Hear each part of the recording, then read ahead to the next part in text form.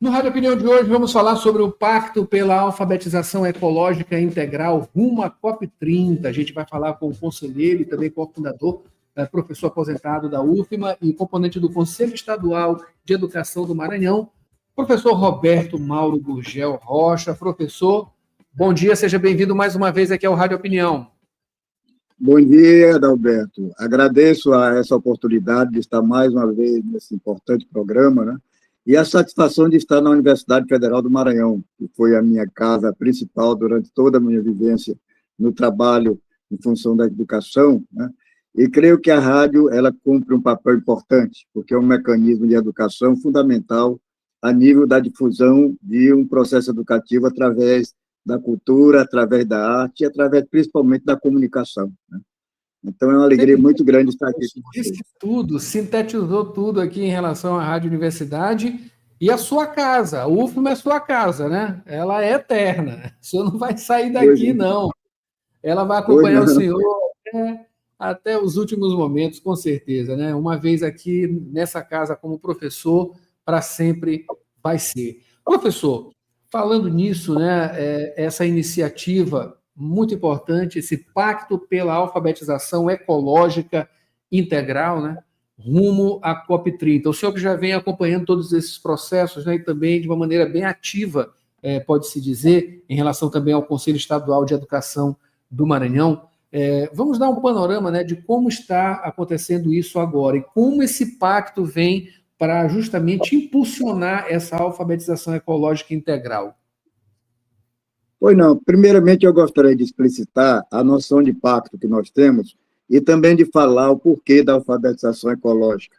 Primeiramente, a questão do pacto é quando se afirma um contrato, quando se afirma alguma coisa no sentido de agir conjuntamente para levar uma ideia à frente, né? Bom, então, o pacto é esse momento em que nós procuramos juntar todas as pessoas que estão aderindo a essa nossa ideia de trabalhar em função da ecologia integral, da cultura da paz e da democracia, né, para que a gente possa, inclusive, dar uma resposta em função daquilo que o mundo precisa em termos de mensagem. Porque, de fato, hoje, nós temos que constatar, com seriedade, que nós vivemos numa sociedade, primeiramente, que é uma sociedade violenta. É uma sociedade onde predomina muito mais a concorrência do que a cooperação, onde predomina muito mais a questão da individualidade do que a questão do respeito social. Então, também a gente vê que a própria democracia, cada vez mais ela está ameaçada mundialmente em função da questão da polarização ideológica, né? Bom, e aí vem completar a grande questão, que é a questão da alfabetização ecológica, porque, de fato, o nosso desejo é que a gente tenha no mundo uma ecologia integral, ou seja, o respeito à terra onde nós vivemos, a nossa casa comum, e o respeito aos seres que vivem em função dela, que são exatamente os seres vivos, os seres não animados, e principalmente os seres humanos, né? E isso tudo numa vivência solidária, numa vivência democrática, porque democracia é exatamente a questão de solidariedade e de respeitos mútuos entre todos os viventes da Terra. Então, a alfabetização ecológica, o desejo é esse, exatamente. É que a gente tenha um processo de conscientização na nossa sociedade em função da gravidade desse momento que nós vivemos. Porque ninguém gosta de violência, ninguém gosta de ver a terra maltratada, ninguém gosta de ver as brigas que muitas vezes redundam em tapas e outras situações semelhantes, né? E principalmente a situação das guerras. Eu acho que é trágico quando você liga a televisão ou quando você abre uma rede social e você vê o que está acontecendo na faixa de Gaza, né? Eu vivi lá em Israel durante um ano, eu estudei lá em Israel, e aí eu gostei muito da experiência israelita, fui muito bem tratado pela população, fui muito bem tratado no curso que eu frequentei pela Organização dos Estados Americanos em convênio com o governo de Israel, né? Mas, de fato, eu fico assim tristíssimo de ver a situação hoje do governo israelita praticando um verdadeiro genocídio, sabe? Porque, para mim, eles que foram tão maltratados pelo nazismo, hoje em dia, os governos de lá não é o povo, faço questão de salientar. A gente tem que separar a questão do Estado e a questão da sociedade civil. Então, a sociedade civil de Israel, ela mostra a sua posição de luta da paz na medida em que ela vai às ruas pedindo a libertação dos reféns que estão ainda na mão do Hamas, né? Então, o Hamas cometeu uma arbitrariedade imensa, não apoio à atividade terrorista de modo nenhum, mas apoio também, e muito menos, a questão do que está acontecendo hoje, quando a gente já vê milhares de palestinos sendo mortos, crianças, inclusive crianças na própria barriga da mãe, antes de nascer, não tem sequer o direito de nascer, né? Então, me parece assim que é um genocídio, muito mais no sentido de raça, do que somente no sentido de questão de conquista de território, né? Porque há realmente uma conquista de território grande, disputa, porque Israel é um país pequeno e a faixa de Gaza é menor ainda. Então, a disputa de terra é uma disputa assim que ninguém pode colocar de fora de tudo isso, né? E aí vem a história do pacto. Então, o pacto o que é? É exatamente isso. É colocar em prática um processo de conscientização onde a gente sinta realmente a nossa responsabilidade, porque eu acho que muitas vezes quem vê as notícias na televisão e nas redes fica desesperado. E eu acho que a resposta para a crise não é desespero, é ação, né? E ação no sentido de mostrar que a gente tem um poder. E eu acho que o poder, por exemplo, que eu sinto que eu tenho ainda hoje, apesar dos meus 86 anos, é o poder da palavra e da luta, né? Então, se eu calar a boca, para mim é a minha grande omissão. Então, eu sou muito ligado ao que a ONU coloca desde muito tempo, né? Eu sou um aliado da ONU, divulgo a ONU onde puder, né? Sou, inclusive, de uma organização da ONU que trabalha a educação infantil, né? E acho que a ONU ela já tem feito tanto desesperados pedidos que a gente descubra o mundo que nós estamos, né? E o maior deles foi bem recente, agora em 2023, já referente à questão da educação. Então, a ONU lançou um pacto no sentido de que nós reimaginemos juntos a questão da educação em função de uma educação que realmente seja adequada aos nossos tempos. E aí vem a ideia do pacto da ONU, que nós procuramos colocar em prática através desse nosso pacto que nós estamos querendo colocar aqui, certo? Sim. Professor, a questão da educação ela é importantíssima, né, nesse intuito, né, de vir com esses conceitos, essa faz parte da educação, né? A gente está falando de uma maneira holística, o senhor acabou falando de questões relacionadas à crise palestina, enfim, de uma maneira holística, né? As pessoas podem até estranhar, mas de uma maneira holística tudo acaba se encaminhando para uma coisa só, né? Enfim, a importância disso ser implantado, né, dentro da educação, a educação como um braço, né? Muito, muito importante, justamente para que isso tudo seja concretizado e que a gente tenha aí uma mudança radical. A gente fala de forma nuclear, né? A nossa rua, né? As condições sanitárias, né? Higiene, coisas do tipo, né? O meio ambiente, a árvore, a terra, enfim, os animais, isso tudo está envolvido, isso tudo de uma maneira holística. Exatamente. E eu acho que essa questão holística, eu gostaria até de salientar aqui, que eu já fui criticado por usar a questão do holismo, né?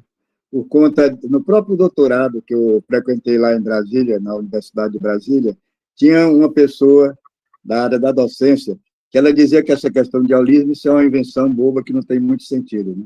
Mas o holismo, para mim, é a síntese da necessidade de uma vida feliz.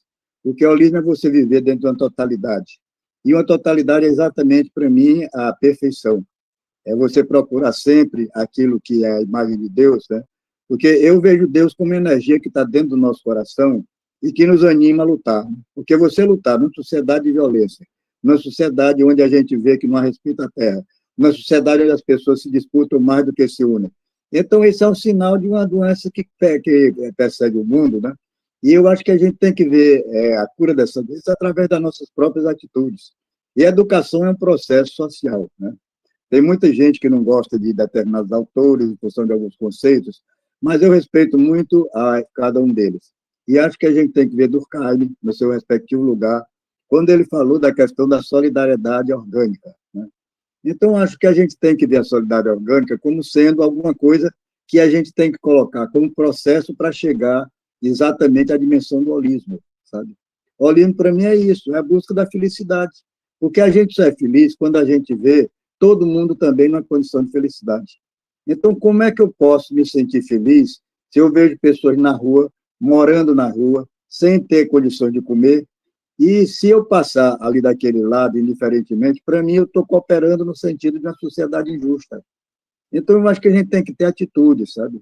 E aí, quando nós vamos começar esse trabalho do pacto, porque é uma continuidade que nós já vimos trabalhando há mais de 3 anos, a partir da criação do Fórum Estadual de Educação Ambiental, que nós criamos ainda em função de que a gente pudesse começar esse processo de unidade a partir de uma leitura de documentos, como esse próprio Pacto da ONU, que nós tivemos a oportunidade de ter um encontro com o Cristóvão Buarque, com o Célio da Cunha, que são pessoas amigas nossas lá de Brasília. Depois a gente já teve chance de fazer vários seminários, a gente tem chance, inclusive, de participar de alguns grupos, né? E acho que a gente vê o seguinte, tem muita gente preocupada em destruir, sabe? Porque eu acho que isso foi impregnado na própria cultura que o capitalismo nos trouxe. A questão da concorrência leva a uma questão de lutas que, no final das contas, se concretizam na questão da desunião, né? E eu acho assim, sem grandes sonhos ou sem grandes discursos, né, que a gente tem que procurar um mínimo de consensos, sabe? Eu acho que cada vez mais nesse mundo nosso de divisão, mesmo que você tenha posições em função de A, de B ou de C, você tem que procurar um mínimo de consenso para sobreviver, né? E eu gostaria até de salientar, a Marina Silva, ela esteve aqui na Conferência Estadual de Educação Ambiental e eu tive chance de conversar com ela, né? Aliás, foi uma conferência exuberante de animação, porque estava presente o Maranhão através do seu interior, né? Foi uma conferência excelente, né? E aí, conversando com Marina, ela disse o seguinte, que nós não estamos mais no tempo de ficar divagando. A gente tem que ver que nós estamos numa situação de emergência. E a emergência está dizendo, é a palavra que nós não podemos mais esperar. Então, quando no próximo dia 24, nós vamos procurar reunir pessoas interessadas nessa perspectiva de uma conscientização social da sociedade maranhense, né, nós esperamos que a gente vá ganhando adesões. Ninguém quer também um grande trabalho, porque eu acho que o trabalho válido é de qualidade, né? Inclusive que a gente possa fazer nas próprias estruturas de base. E aí nós estamos na conquista. E conquista é exatamente isso, é você procurar ganhar adeptos dentro do interesse de unir, né? Porque unindo você tem força. E você praticando a desunião, querendo se projetar individualmente, você vai cada vez mais contribuindo para que a sociedade seja mais concorrente, seja menos forte e seja cada vez mais menos humana e menos espiritual. Porque, para mim, espiritualidade não é questão religiosa. Espiritualidade é você dar sentido à sua vida e procurar dar sentido à vida dos outros. Então, digo com toda franqueza, é uma das coisas que eu peço a Deus, é que me sustente nessa condição até a hora que Ele acha que eu devo ir, né?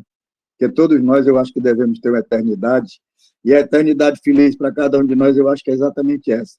É a gente passar por essa vida, deixar alguma coisa, e também que essa coisa possa contribuir para melhorar esse mundo que a gente está. Porque a nossa responsabilidade é aqui, no planeta Terra. Sem dúvida. Professor, então, o lançamento do Pacto pela Alfabetização Ecológica Integral rumo à COP30, quarta-feira, dia 24 de setembro, né, às 8 da manhã, né, de 8 a 1 da tarde, isso na Fundação Escola de Governo do Maranhão, que fica na Rua da Estrela, exatamente, 540, no centro, centro histórico, né, próximo ao Convento das Mercês. Também tem essa participação, né? Patrocínio da SEMA, enfim, apoiadores aí da comunicativa e propaganda, enfim, Fundação EGMA. E para a gente finalizar, esse convite, professor, por favor.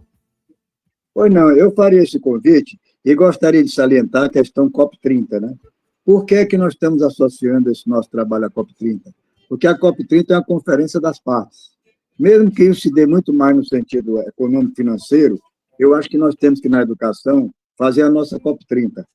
Então, o que nós estamos querendo é, depois desse encontro do Pacto, talvez no mês de outubro ou novembro, fazer um lançamento de um programa de ação comum nosso, dos que optarem para trabalhar conosco, né? E aí, nesse programa, a gente quer fazer a nossa COP30 unindo as partes da educação do Maranhão, né? Porque eu acho que cada oportunidade de união a gente tem que aproveitar. E não é no sentido de ser aproveitador, é no sentido de aproveitar a oportunidade, porque quem sabe faz a hora, como já diz o célebre Geraldo Vandré, né? E eu acho que a gente tem que colocar muita música, muita alegria nesse nosso trabalho para que a gente possa realmente se sentir feliz, mesmo no mundo em tanta desgraça que a gente vê, nós devemos procurar uma coisa que é a felicidade. Todos nós temos o direito de ser felizes. Então, vamos em frente. E a colaboração desse programa em função da informação, para mim, é grande para que a gente se mantenha bem informado, né? E procure realmente trabalhar para construir um mundo melhor. Então, que todos possam participar desse pacto, mesmo que não estejam presentes no primeiro momento, mas que coloquem isso como uma indicação para que a gente possa trabalhar juntos. E nós colocamos a Rádio Universidade, na medida em que a nossa vivência foi na universidade, como a nossa grande parceira no sentido da comunicação.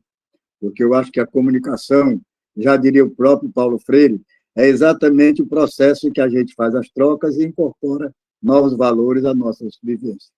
Então, mais uma vez, eu agradeço e convido a todos que estejam presentes. Lembrando, dia 24, 8 horas, na EGMA, ali no centro, inclusive naquela zona bonita, a nossa zona poética, né? Então, vamos lá fazer poesia, cantando a vida e louvando ao nosso Deus, que é o Deus do amor. Muito obrigado. A gente que agradece, professor Roberto Mauro Gurgel Rocha, que faz parte aqui, professor aposentado, né, da Universidade Federal do Maranhão, componente do Conselho Estadual de Educação do Maranhão. Professor, muito obrigado. Obrigado a você.